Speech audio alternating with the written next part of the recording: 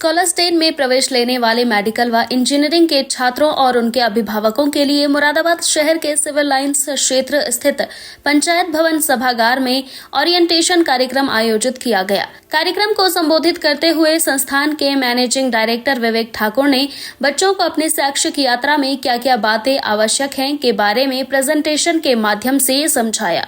उन्होंने कहा कि वर्तमान समय में जरा सी असफलता मिलने पर बच्चे बहुत जल्दी निराश हो जाते हैं और जीवन के बड़े निर्णय ले बैठते हैं। इससे बचने के लिए अभिभावकों का बच्चों के साथ समय बिताना बहुत आवश्यक है। वास्तव में बच्चों की सफलता में तीनों शिक्षकों, अभिभावकों व बच्चों की बराबर भागीदारी होती है, अतः आवश्यक है कि तीनों अपनी भूमिका अच्छे से निभाएं। उन्होंने बच्चों को समझाते हुए कहा कि प्रकृति के साथ समय बिताना बहुत जरूरी है, क्योंकि यह आपको जीवन जीने का एक सकारात्मक नजरिया प्रदान करती है। उन्होंने आगे कहा कि वर्तमान समय में बहुत ही आवश्यक है कि बच्चों को मोबाइल और इंटरनेट से दूर रखा जाए, क्योंकि इससे बहुत ही गंभीर परिणाम देखने को मिल सकते हैं। इसी उद्देश्य के साथ स्कॉलर्स डे परिसर में किसी भी स्मार्टफोन या इलेक्ट्रॉनिक गैजेट की अनुमति नहीं है। इसी नीति का परिणाम है कि स्कॉलर्स डे में न सिर्फ बच्चों ने पढ़ाई में अच्छे अंक हासिल किए हैं, बल्कि उनके जीवन की गुणवत्ता भी बनी हुई है। अंत में प्रबंध निदेशक विवेक ठाकुर ने उपस्थित सभी अभिभावकों का आभार जताया। विवेक ठाकुर ने अपने संबोधन में आगे कहा कि परीक्षा में नंबर लाना कोई बड़ी बात नहीं है, एक अच्छा व्यक्तित्व होना बड़ी बात है।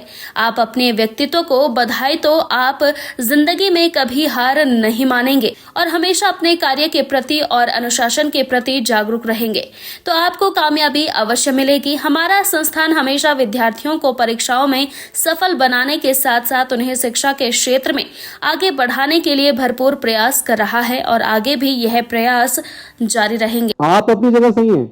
बच्चा कह रहा है कि टेस्ट में नंबर नहीं आता, आपने कहा कि चलो एक और इंस्टीट्यूट का टेस्ट सीरीज दिला देते हैं, बट आपकी इंटेंशन सही होने के बावजूद भी आप बच्चे के लिए फायदा नहीं, आप नुकसान वाला स्टेप उठा रहे हैं। जैसे जब मैंने अपनी प्रिपरेशन शुरू करी थी, जब मैं क्लास 11 में था, तो मुझे एक टॉपर ने एक सिंपल सा टिप दिया था, जैसे मैंने पूरी लाइफ फॉलो किया और बहुत वर्क करता है। स्कॉलर्स के ज़्यादातर बच्चे यही फॉलो करते हैं। वो ये है कि जिस भी इंस्टीट्यूशन में आप पढ़ रहे हो, A to Z सब कुछ उसका फॉलो करो, क्योंकि सब कुछ एक सिंक में होता है। यहाँ जितने भी बच्चे टॉप रैंक देके गए हैं, एक भी ऐसा बच्चा नहीं है जिसने इस इंस्टीट्यूट का टेस्ट सीरीज, उस इंस्टीट्यूट का स्टडी मटेरियल, तीसरे का सब्सक्रिप्शन, चौथे का डाउट क्लियरिंग ऐसे लगा रखा है। नो, पेरेंट्स समझिएगा आपके लिए बहुत नेचुरल है, बट ऐसा करने से बचें। कभी भी ऐसा आपको लग रहा है तो आप हमसे जरूर डिस्कस करें। और यकीन मानिए, बहुत एवरेज, बहुत बिलो एवरेज बच्चे यहाँ पे जो क्लास 11th के एंड तक, आप यकीन नहीं करेंगे अगर मैं आपको स्कोर शीट दिखा दूं, क्लास 11th के एंड तक वेदांशी के कभी भी 300 मार्क्स से ज़्यादा नहीं आए। ऐसे में बच्चे बहुत नेचुरल कंक्लूजन ड्रॉ कर लेते हैं कि यार हमको लाना तो 600 है, हमारे पूरे 11th में कभी 300 क्रॉस नहीं हुए, तो हम क्या करते हैं, उसे कोरिलेट करके सोचते हैं यार हमारे तो बस का ही नहीं है। पेरेंट्स भी कई बार डिमोटिवेट हो जाते हैं। इवन मैं बताऊं, उस बच्ची के फादर ने मुझसे साफ साफ ये कहा, वो सेंटेंस मुझे आज भी याद है और कभी मिलते हैं तो मैं उनको याद भी ले जाता हूं तो हंसने लगते हैं। बोले कि सर से जाके कहना उन्हें नीट की कोचिंग नहीं चलानी है क्या, सिर्फ इंजीनियरिंग पे ही ध्यान देना है क्या, क्योंकि वो 300 नंबर ज़्यादा कभी क्रॉस ही नहीं करते थे। और मैं उनसे हमेशा कहता था कि पेशेंस रखिए, अभी पूरा 12th पढ़ा हुआ है, क्योंकि 11th में क्या करते हैं बच्चे, गलतियां करते हैं, उन गलतियों से सीखते हैं, उन्हें हमें सही से इंप्लीमेंट करना है। तो 300 मार्क्स जिस बच्चे कभी क्रॉस ही नहीं किए पूरे 11th में, वो बच्चा एक्चुअल एग्जाम में 635 करके आया। यही बच्चे ज़्यादातर गलती करते हैं कि हम 11th क्लास के अपने मार्क्स को देख के हम खुद अपने बारे में कंक्लूजन ड्रॉ कर लेते हैं और सबसे ज़्यादा डीमोटिवेशन वहीं से आता है। देखिए, सबसे इंपॉर्टेंट जो सक्सेस का की है, मैं अपने 17 ईयर्स के एक्सपीरियंस से बता रहा हूँ। ये बहुत ऑब्वियस है कि कोई बच्चा 650 नंबर ला रहा है तो हम क्या कहेंगे, वो तो एक्स्ट्राऑर्डिनरी था, उसके तो फादर ये हैं, मदर ये हैं, उसको तो ये मिला वो मिला। देखिए, जब हम किसी बच्चे को एक्स्ट्राऑर्डिनरी कह देते हैं ना, तो वो हम तुरंत कंफर्ट में आ जाते हैं। क्यों? क्योंकि वो तो एक्स्ट्राऑर्डिनरी था, वो तो कर ही लेगा। हम अपने मेंटल कंफर्ट के लिए ऐसे स्टेटमेंट दे देते हैं। ये बच्चे सब ऑर्डिनरी बच्चे, इन्होंने एक्स्ट्राऑर्डिनरी डिसिप्लिन से, एक्स्ट्राऑर्डिनरी एफर्ट से अचीव किया। मैं आपको बताना चाह रहा हूं कि जो इनके में खासियत है, एवरेज बच्चे, मतलब स्कूल में इनके कोई टीचर यकीन नहीं करते हैं कि सर आप लोगों ने इनसे पढ़ा के इनको नीट में फर्स्ट अटेम्प्ट में क्लियर करा दिया। हमारे यहाँ तो एवरेज बच्चे थे, बहुत मुश्किल से इनके नंबर आते थे। रीजन क्या है? रीजन, सबसे बड़ा रीजन है रिदम ऑफ पर्सनल लाइफ। ज्यादातर बच्चे यहां स्ट्रगल कर रहे हैं कि वो सुबह 5 बजे उन्हें उठना है, वो उठ नहीं पा रहे हैं, लेकिन उनका सपना क्या है कि हम 700 नंबर लाएंगे 720 में। देखिए ऐसा नहीं होता है। आप जो छोटी छोटी चीज़ें डेली बेसिस पे करते हैं ना, वो आपको कॉन्फिडेंस देता है। और उसके ऑपोजिट, पेरेंट्स इस बात को समझिएगा, इसके ऑपोजिट क्या हो गया, सुबह 5 बजे का अलार्म लगा हुआ है, अलार्म बजा, फिर बंद हुआ, फिर दोबारा तिबारा ऐसा हुआ, और लास्ट में उठे हैं मम्मी के थप्पड़ से।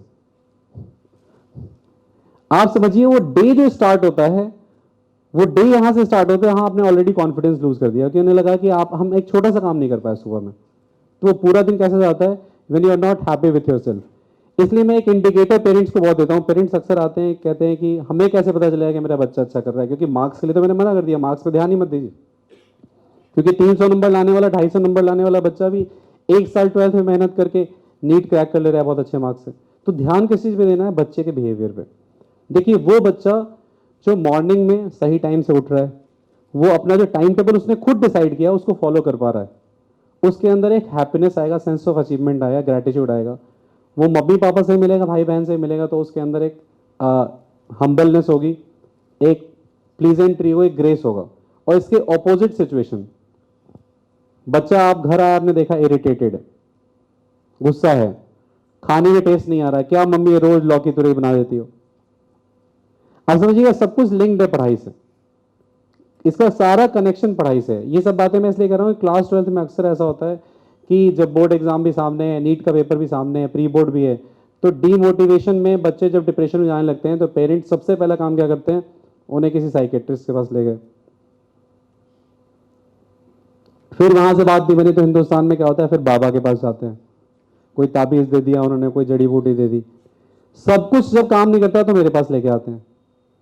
मैं इस साल का आपको एक इंसिडेंट बता रहा हूँ। 12th क्लास का एक बच्चा प्रेशर में आके इतना ज्यादा सीवियर डिप्रेशन में चला गया था, यश नाम का बच्चा, कि बैठे बैठे उसके हाथ ट्विस्ट होने लगते थे। बस में एक दिन क्या हुआ, यहां से जब घर जा रहा था, तो हाथ इतना ट्विस्ट हो गया कि बच्चे सीधा करने की कोशिश कर रहे हैं, नहीं हो पा रहा है। डॉक्टर्स ने एडवाइस किया sleep inducing medicine, anti depression medicine सारी। जब कुछ वर्क नहीं किया तो उसकी मम्मी उसे लेके आई मेरे पास, तो मैंने उनको सिंपल सॉल्यूशंस बताए। मैंने कहा सबसे पहली प्रॉब्लम यह है कि इस बच्चे ने अपने जीवन में जितने भी आनंद के स्रोत है सब बंद कर दिए। क्यों? सुबह का सूरज कब देखा पता नहीं। सिर्फ हम क्या करते हैं, फिजिक्स केमिस्ट्री बायो में जिंदगी को उलझा लेते हैं। और आप सोचिए 1-1.5 महीने की मेरी मेडिसिन, जिसमें मैंने कोई भी मेडिसिन रिकमेंड नहीं किया, सिर्फ बताया कि आपको ये टाइम टेबल फॉलो करना है, वो बच्चा ना सिर्फ नॉर्मल हुआ, अभी उसने फर्स्ट सेशन में जेईई मेन में 96 परसेंटाइल सिक्योर किया है।